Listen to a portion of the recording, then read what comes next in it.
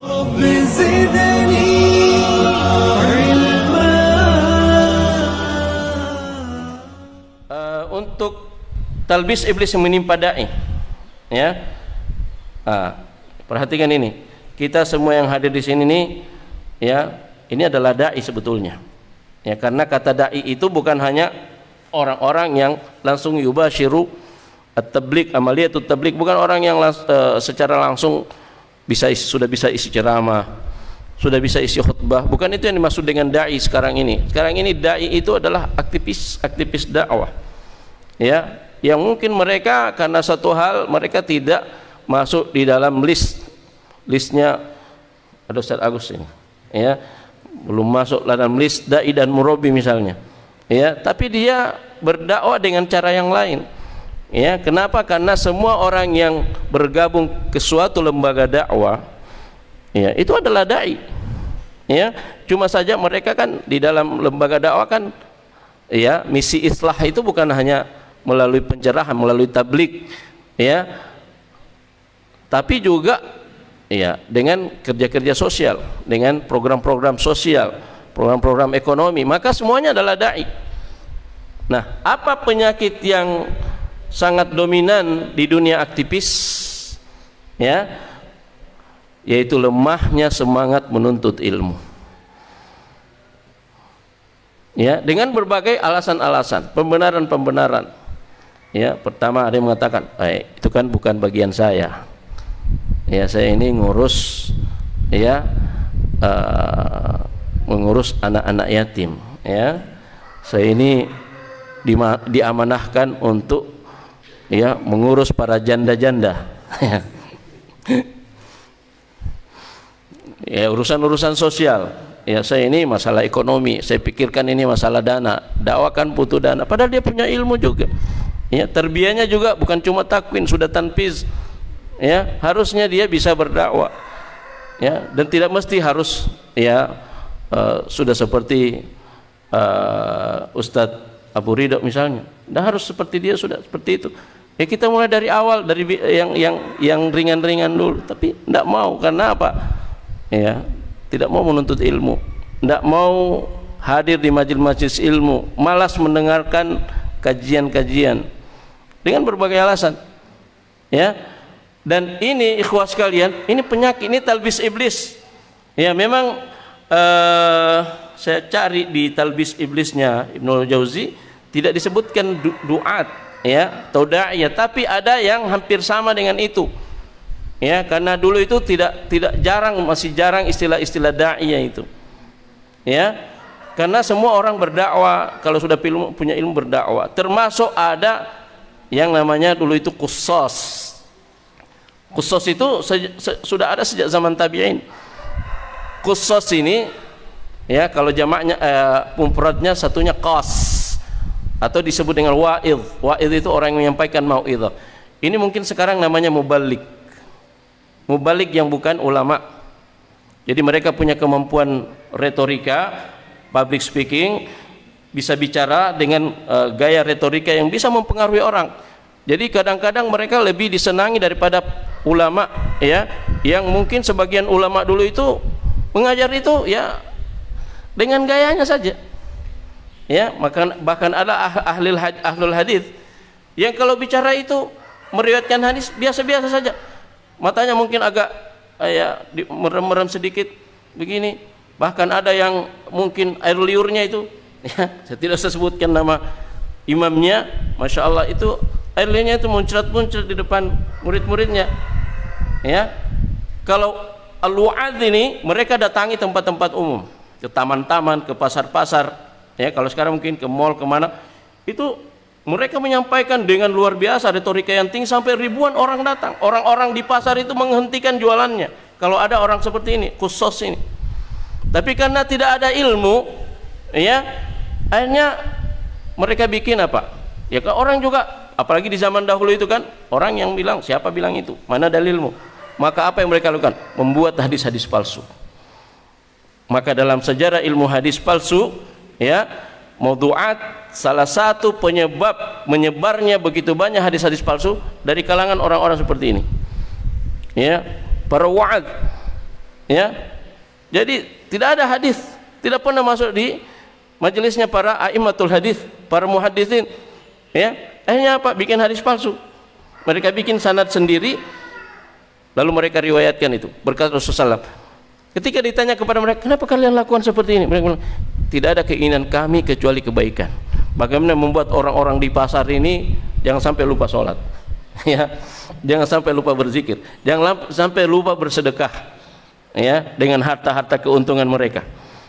Itu saja yang kami inginkan. Jadi seperti itu. Malas menuntut ilmu, tapi punya semangat untuk melakukan perbaikan. Nah, ini jangan sampai terulang lagi. Para kusas, jadi mari kita ikhwas kalian, para aktivis, ya, jangan menjustifikasi kemalasan kita dengan mengatakan, ya kita kan sudah bagi-bagi tugas, ya, kita sudah bagi-bagi tugas. Ilmu ini yang paling pertama menikmatinya bukan orang lain, diri kita sendiri, diri kita sendiri, istri dan anak-anak kita yang menjadi tanggung jawab kita terbesar di hadapan Allah Subhanahu wa taala. Ya, ini yang harus kita perhatikan. Ya, ya alladzina amanu qu anfusakum wa ahlikum nar. Wahai orang-orang beriman, jagalah dirimu dan keluargamu dari siksa api neraka. Ini tanggung jawab terbesar kita. Bagaimana kita punya kompetensi untuk membentengi mereka dari berbagai macam kesesatan, dari berbagai macam penyimpangan dan tipu daya setan, kalau kita tidak punya, ya, senjata untuk melakukan itu. Faqidus syai' la yu'ti. Orang yang tidak punya sesuatu, mana mungkin dia bisa memberikan itu. Bagaimana kita membimbing anak istri kita dengan akidah yang benar, adab-adab yang benar, kalau kita tidak pernah belajar, kita malas menuntut ilmu. Nah, jadi ini penyakit ini, ya, penyakit menimpa orang-orang yang baik-baik, ya, orang-orang yang menginginkan perubahan, orang yang selalu bertakbir ketika, ya, kita menarasikan yang namanya perubahan, menarasikan yang namanya perjuangan, ya, tapi majelis ilmu sepi, ya, majelis ilmu sepi. Nah, ini talbisu iblis, ya.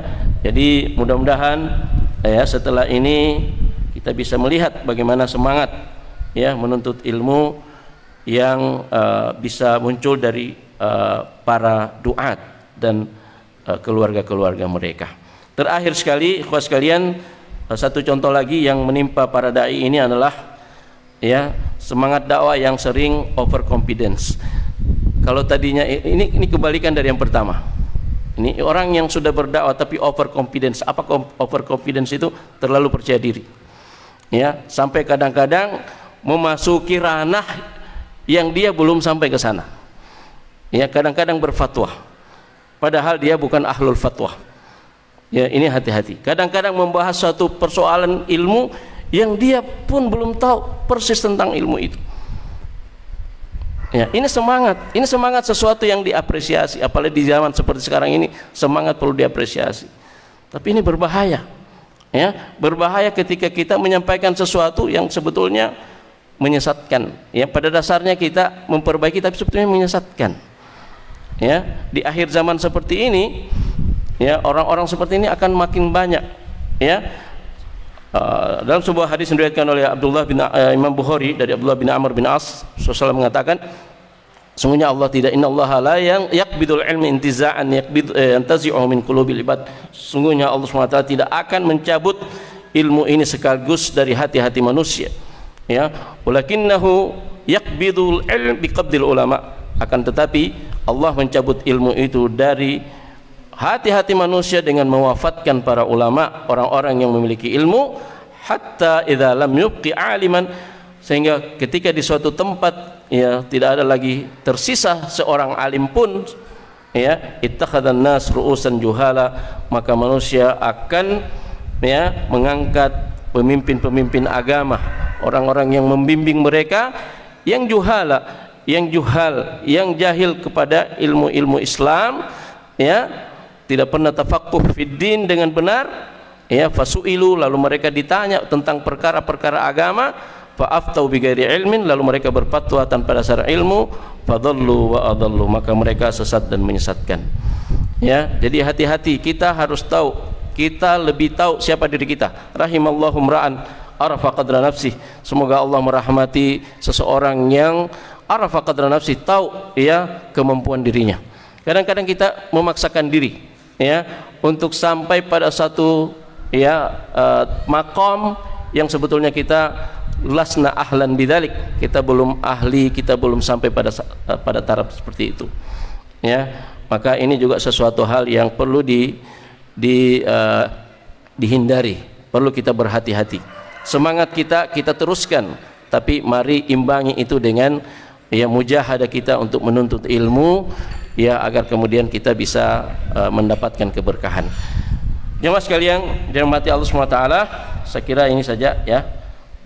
Cukup panjang penyampaian kita ini, ternyata poin-poin yang singkat ini juga sangat menyita waktu, tapi mudah-mudahan ya Allah mengampuni kita semua, terutama diri kami sendiri, dan semoga kita dijauhkan oleh Allah SWT dari berbagai tipu daya, berbagai makar dan jeratan-jeratan syaitan, talbisu iblis. Wallahu taala alam, wa sallallahu wasallam ala nabiyina Muhammadin wa akhiru da'wana anil hamdulillahi rabbil alamin. Wassalamualaikum warahmatullahi wabarakatuh.